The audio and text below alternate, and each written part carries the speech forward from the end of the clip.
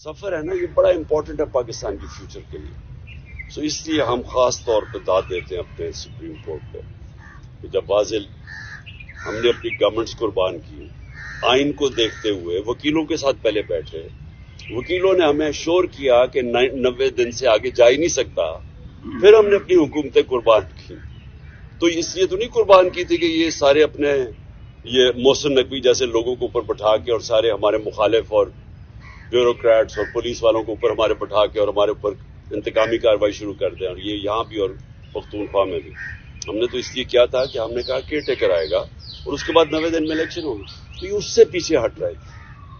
और ये भी कि इतना आगे निकल गया है, ये भी साफ आइन की खिलाफ वर्जी है अभी भी, क्योंकि ये अब ये जाहिर है ये वो जो 90 दिन के बीच में नहीं हो सकता क्योंकि इन्होंने इतना डिले कर दिया।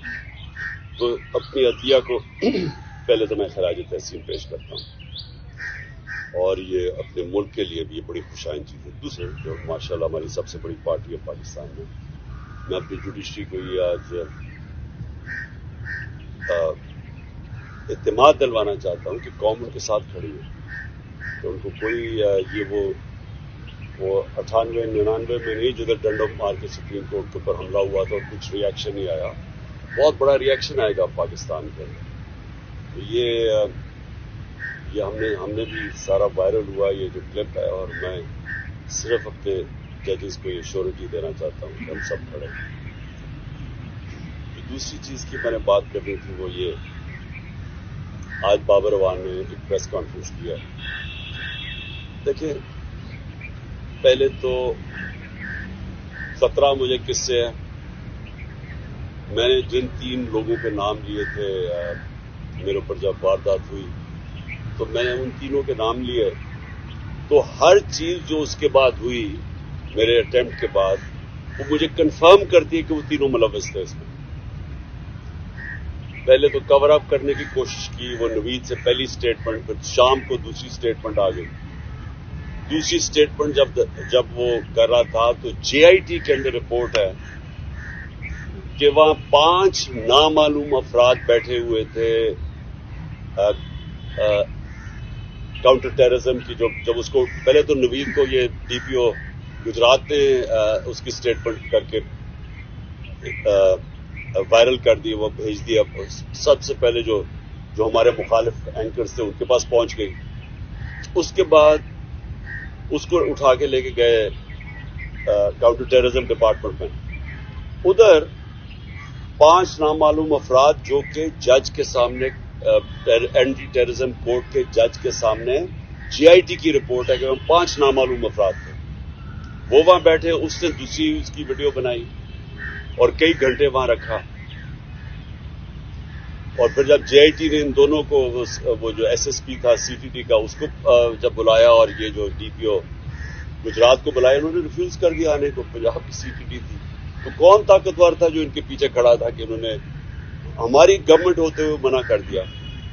फिर उसके बाद जो जेआईटी को सैबोटाज करने की कोशिश की, 4 लोगों ने अपने बयान बदले जेआईटी के लोगों ने। उनके बाद उसके ऊपर प्रोसिक्यूटर जनरल ने उनके ऊपर तफ्तीश की, उसने कहा कि इनके ऊपर एक्शन लेना चाहिए, उन्होंने सैबोटाज करने की कोशिश की है। अब इस केयरटेकर गवर्नमेंट जिसका ये मैंडेट ही नहीं, आते साथ ही पहले जेआईटी को चेंज रोका, उसके बाद उन 4 लोगों को जिनके ऊपर एक्शन कहा था उनको वापस जेआईटी पे बिठा के, और जो लोग जो 2 काम कर रहे थे उनको उन्होंने अरेस्ट कर दिया। तो ये जो कवर अप है, ये सिर्फ वो कर सकता है जिसके पास ताकत है, और ताकत किसी के पास है? डर्टी हैरी के पास ताकत है, राना सनाउल्लाह के पास ताकत है, और शहबाज शरीफ। ये जो तीनों मैंने नॉमिनेट किए, इसके अलावा ये नहीं हो सकते, इसके अलावा ये सैबोटाज नहीं कर सकते जेआईटी। अब बात यह है कि ये 3, इनको सबसे ज्यादा खौफ क्या है कि इमरान खान इक़्तिदार में ना आ जाए, ये तीनों को खौफ है। और ये 3 पावर में भी बैठे हुए हैं, और मुझे सबसे ज्यादा खतरा है इनसे। अब तो मैंने पहले भी टीवी पे कह बैठा हूं कि ये एक अब दूसरा प्लान बना हुआ है मुझे कत्ल करने का। और मैंने ये पब्लिक भी कहा, जब यहां लाहौर हाई कोर्ट था तो मैंने तब भी جب خواجہ طارق رحیم نے جج کو بتایا کہ ان کے پر پلان بنا ہوا ہے, یہاں کوئی سیکیور انوائرمنٹ نہیں ہے, اس کو نہ پیش کریں وہاں, تو جج نے ایشورٹی دی. جب میں یہاں انتظار کر رہا تھا, جب میں گیا, اس نے ایشورٹی دی کہ پولیس ان کی حفاظت کرے گی. وہاں پہنچا, وہاں پولیس ہی بھاگ گئی ساری, کوئی کسی قسم کی پروٹیکشن نہیں تھی, بالکل ایک ایکسپوز تھا کہ کوئی بھی کچھ واردات کر سکتا تھا. پھر انہوں نے مجھے پنڈی بلایا, یہ اسلام آباد میں 3 اپیرنسز تھی. وہاں آج بابر اعوان نے جو اندر کے کیمراز تھے, جو CCTV کیمراز تھے, وہ بند کیے گئے. جو وہاں سیکیورٹی کے لوگ تھے وہ وہاں سے غائب تھے, کوئی سیکیورٹی نہیں تھی. CCTV کیمراز بند کیے گئے, اور بالکل کسی پروٹیکشن کے بغیر میں تینوں عدالتوں کے در ایکسپوز تھا. اب سوال یہ ہے کہ یہ کس کے انٹرسٹ میں ہے کہ مجھے کون آپ پروٹیکٹ کرے گا؟ جنہوں نے پروٹیکٹ کرنا ان سے ہی خطرہ ہے. تو عدالت سے ہم اب کوشش کریں گے, سپریم کورٹ کے چیف جسٹس کو بھی میں اب لکھوں گا اپنے وکیلوں سے, ہائی کورٹ کے بھی چیف جسٹس کو, کہ یہ آپ ہماری باری تو جب نواز شریف فیک بیماری ہوئی تھی اس کو, کیونکہ اب تو پتا چل گیا نا کہ جنرل بیماری نہیں تھی, تو ہمیں ایک جج صاحب نے, میں پرائم منسٹر تھا, انہوں نے کہا جی اگر اس کو کچھ ہو گیا تو ہم ذمہ دار ہیں. تو مجھے کچھ ہو گیا تو کون ذمہ دار ہے, کیونکہ وہ جنہوں نے کچھ کرنا ہے وہی ان کا کام ہے میری حفاظت کرنا.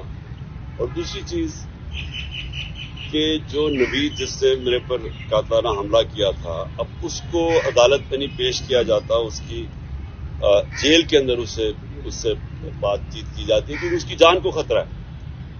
تو جس کی جان کے اوپر اٹیمپٹ ہو چکا ہے اور خطرہ ہے, اس کو کیوں وہ یہ گھسیٹ رہے ہیں. اور ان کیسز میں یعنی جو مزاحیہ خیز کیسز ہیں, ایسے کیسز ہیں جن کے اوپر کبھی, یعنی اگر دنیا مذاق اڑائے گی کہ ایک ٹیررزم کا کیس کر دیا وہاں الیکشن کمیشن کے باہر, جبکہ میں وہاں تھا ہی نہیں, میں گھر پہ بیٹھا ہوا تھا, وہ مظاہرہ ہو رہا ہے, میرے اوپر دہشت گردی کا کیس کر دیا. یا دوسرا وہ جو ایک اور, اب سب کو پتا ہے کہ الیکشن کمیشن پوری طرح, اب تو خیر ساری قوم کو پتا چل گیا کتنی جانبدار ہے, یہ تو حکم ہی ساری ان سے لیتی ہے.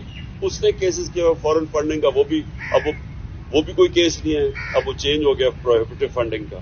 اور دوسرا یہ ہے یہ توشہ خانہ کا کیس, وہ بھی میں اب سب کے سامنے کہ جس وقت کو دونوں کیسز عدالت میں گئی اوور ٹرن ہو جائیں گے, کیونکہ کیسز ہی نہیں ہیں, تو ان کے اوپر مجھے بلایا جا رہا ہے اور میری جان کو حفاظت کر رہا ہے. تو اس کے اوپر ہم انشاءاللہ اپنے وکیلوں کے ساتھ بیٹھ کے اپروچ کریں گے سپریم کورٹ.